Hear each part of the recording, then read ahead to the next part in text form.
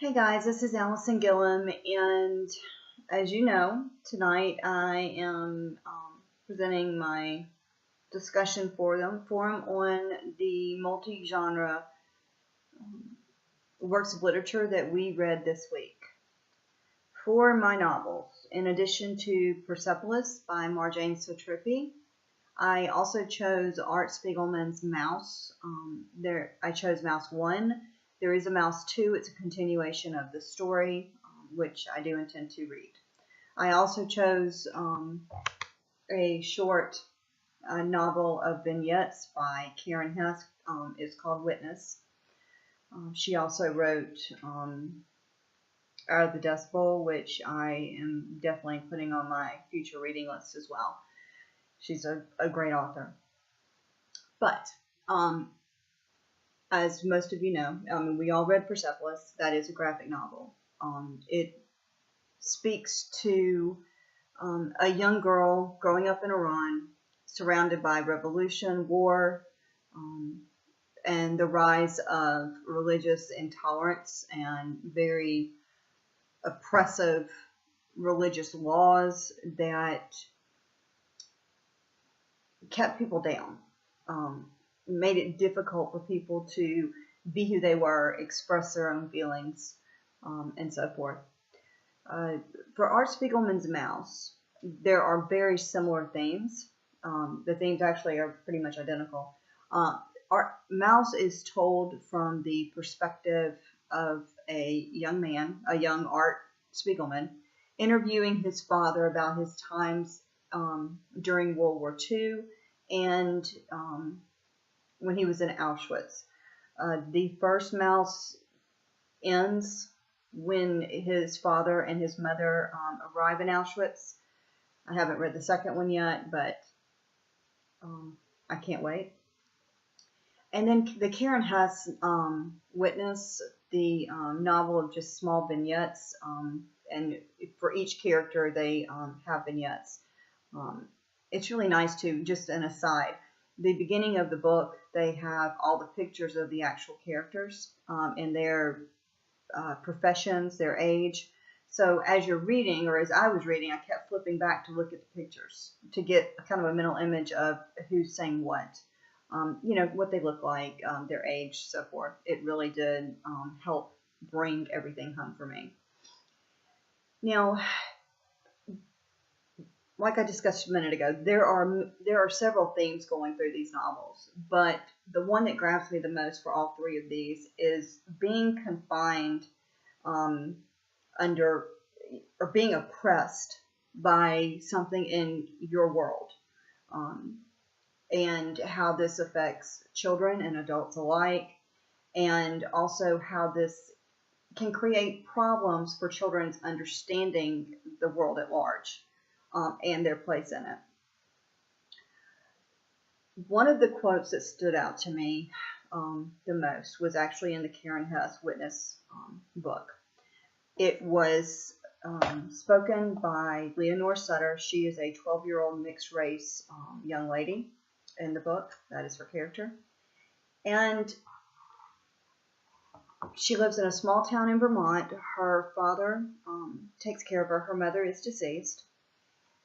And she is constantly whispered about, talked about through town. And as the Klan emerges in her town, things are becoming even more difficult because people that were not normally susceptible to the kinds of race baiting and speaking in ways that were offensive to other people now are acting that way.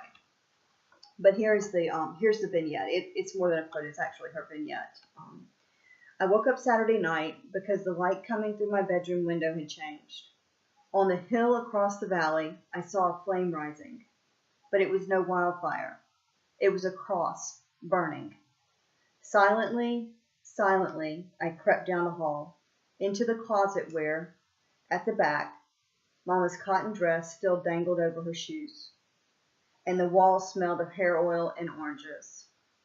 In that dark and narrow place, I opened a hole for myself, but no matter how I turned, the light from the cross curled in its bright claws under that door. And that's page 54, Karen Hess's Witness. In that vignette, Leonora's, they have lit a cross in her town in Vermont. The Klan has lit its first, had its first, cross lighting. And the light was so bright and vivid that she could not escape it. And it's symbolic of how she couldn't, or, was having a hard time escaping the Klan and their oppression in her town. The same as when, in Maus, Vladek, Art Spiegelman's father, and his mother Anya, found it very difficult to escape the ills of Nazi Germany. No matter where they turned, what family member they turned to, no matter how much money they had, no matter how many things they had to sell, they could not escape it. It was all-encompassing, just like the light that Leonora Sutter saw in her closet. And the same way in Persepolis, that Marjane Satrapi had to either learn to accept, to be under an oppressive regime for the rest of her life, or move on out of Iran and grow into who she is, who she should be. So they all three tied in quite nicely together, in my mind anyway. As I was reading, I noticed certain themes and how they interacted. As far as teaching these novels, they could be taught in a classroom as, class reading.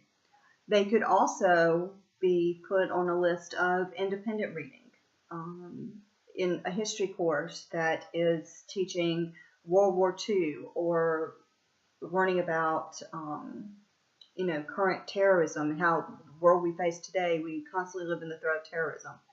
Or in American history with Witness and the time we went through after the Civil War with the rise of the Klan and their effects on our American population.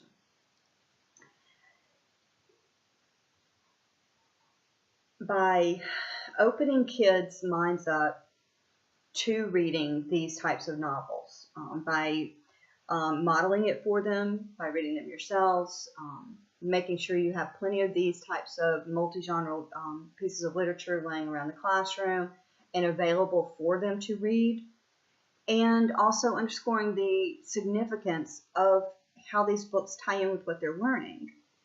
It can create, it makes it easier for kids to develop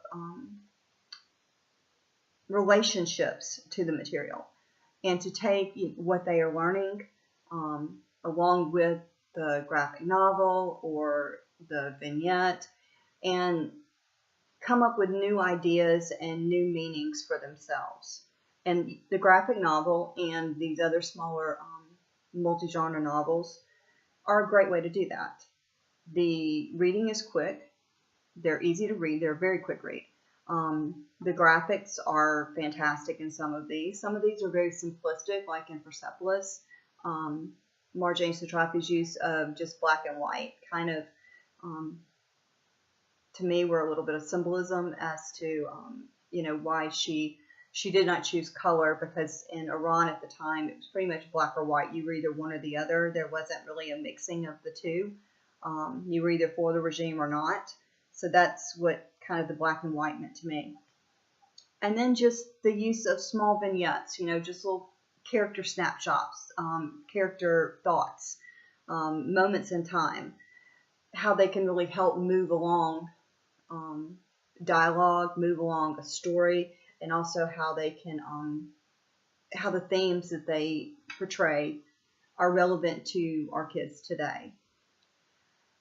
So that is my discussion for tonight. I hope you guys go and try to read some of these novels. Again, this is Karen Hess Witness, and there's also Art Spiegelman's Maus. Again, this is Maus 1. There is a Maus 2. It is at Crumb Library, although I have them both right now, and I will read Maus 2 quickly and get it back there. So if you'd like to enjoy it, feel free. Thank you guys. Have a good night.